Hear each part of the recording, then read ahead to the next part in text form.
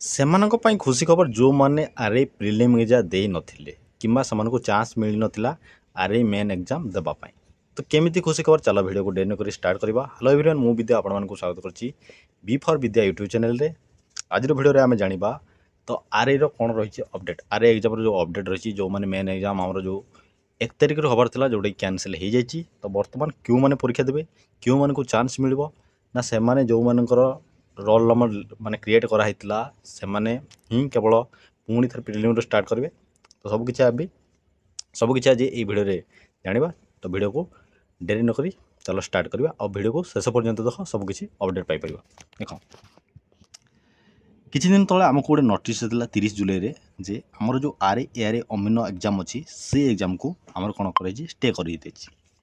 ତ ଦେଖ, ଏଠି ତୁମେ ଦେଖିପାରୁଥିବ, ଯଦି ଦେଖିଥିବ ମୁଁ କହିଦେଉଛି। ତ ଏଠି ଲେଖା ହେଇଥିଲା ଯେ 1 ଅଗଷ୍ଟରୁ ଯେଉଁ ଏକ୍ଜାମ୍ ଆମର ଥିବା 1 ଅଗଷ୍ଟରୁ 4 ସେପ୍ଟେମ୍ବର ପର୍ଯ୍ୟନ୍ତ ଯେଉଁ ଏକ୍ଜାମ୍ ହେବାର ଥିଲା ଆର୍ଆଇ ମେନ୍ ଏକ୍ଜାମ୍, ସେଟାକୁ କ୍ୟାନସଲ୍ କରାଯାଇଛି। ବର୍ତ୍ତମାନ ଯେଉଁ ନୋଟିସ୍ ନେକ୍ସଟ ଟାଇମ୍ ଆସିବ ତୁମକୁ ଏଇ ୱେବସାଇଟ୍ରେ ମିଳିଯିବ ବୋଲି ସେମାନେ ଏମିତି ସୂଚନା ମିଳିଛି OSSC ତରଫରୁ। ଦେଖ, ଏଇଠି ଯେଉଁ ଏକ୍ଜାମ୍ ହେବାର ଥିଲା 1 ଅଗଷ୍ଟରୁ 4 ସେପ୍ଟେମ୍ବର, ଏଇଟା କେଉଁମାନେ ଏକ୍ଜାମ୍ ଥିଲେ, କେଉଁମାନେ ଏକ୍ଜାମ୍ ଦେଇଥାନ୍ତେ ନା ଯେଉଁମାନେ ପ୍ରିଲିମ୍ ଏକ୍ଜାମ୍ରେ ଦେଇଥିଲେ, ମାନେ ପ୍ରିଲିମ୍ ଏକ୍ଜାମ୍ ଯେଉଁମାନେ ଆଟେଣ୍ଡାନ୍ସ କରିଥିଲେ।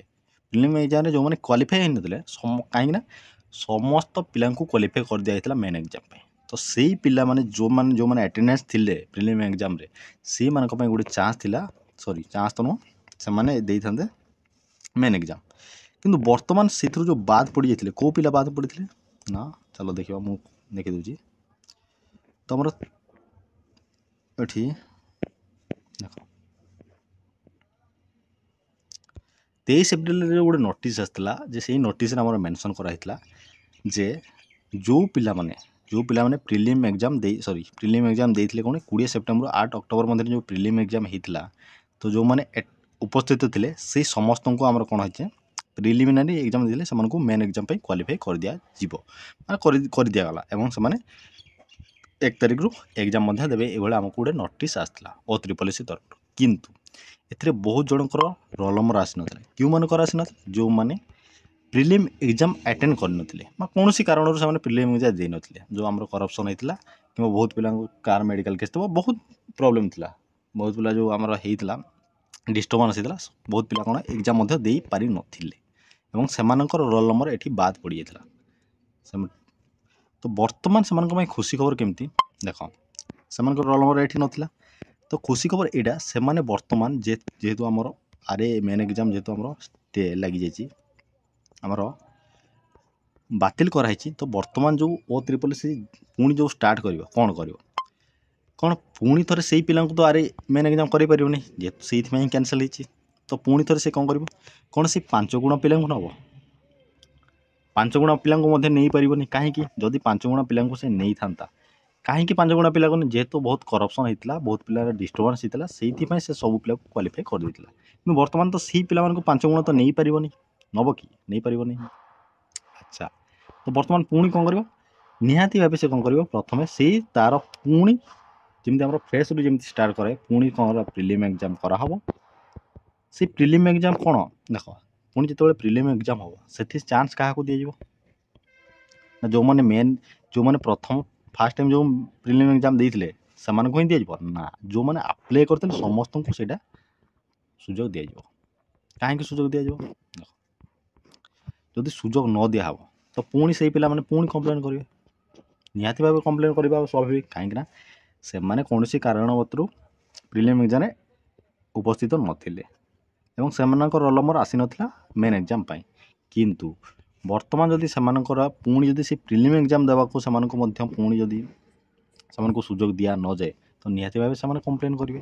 ତ ଆର୍ଆଇ ଏକ୍ଜାମ୍ ଯେଉଁ ହେବ, ନିହାତି ଭାବେ ପୁଣି ପ୍ରଥମେ କ'ଣ କରିବ, ପ୍ରିଲିମ୍ ଏକ୍ଜାମ୍ ହେବ, ପୁଣି ତାପରେ ସେଇ ମେନ୍ ଏକ୍ଜାମ୍ କରିବ, ପୁଣି ମୂଳରୁ ଷ୍ଟାର୍ଟ କରିବେ।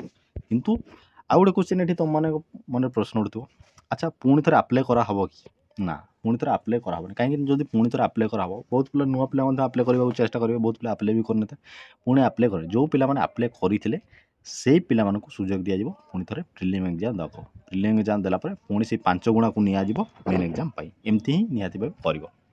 ତ ଇଏ ତ ଥିଲା ଗୋଟେ बहुत गुड़े बड़ अपडेट जो मैंने एग्जाम दे ना से गोटे बहुत अपरच्युनिटी गोटे भाव से माने मेन एग्जाम जो बर्तमान जब हो जाता आम मेन एग्जाम जो 3 लाख पिला जो मेन एग्जाम आम दे तो से चान्स ना जो मैंने प्रिलिम दे ना कौन कारण तो बर्तमान से गोटे सुवर्ण सुजोग तो से बर्तमान निहाती भाव कौन करवा दरकार से बर्तमान निजर ट्राए कर जे आगू केमती प्रिलिम एग्जाम क्वालिफाई कर से 5 गुणा भितर रहा तो जब तुम मैंने प्रैक्टिस कर तो मैथमेटिक उपर प्रैक्टिस कर मैथमेटिक तो निहाती भाव आम चैनल मैथमेटिक प्राय डेली आम कौन प्रैक्टिस कराऊँ अलरेडी 400+ क्वेश्चन 450+ क्वेश्चन अलरेडी आम कौन प्रैक्टिस सरी तुम मैंने जब नुआ कर वीडियो को देखुच चैनल को आसीच तुम मैंने जाकि बी4 विद्या चैनल प्लेलिस्ट अलरेडी क्रिएट कराई तुम बहुत गुड़ी वीडियो अलरेडी आमर 35 वीडियो अलरेडी अपलोड हो सारी तुम जाकि मैथमेटिक वीडियो को देखिपर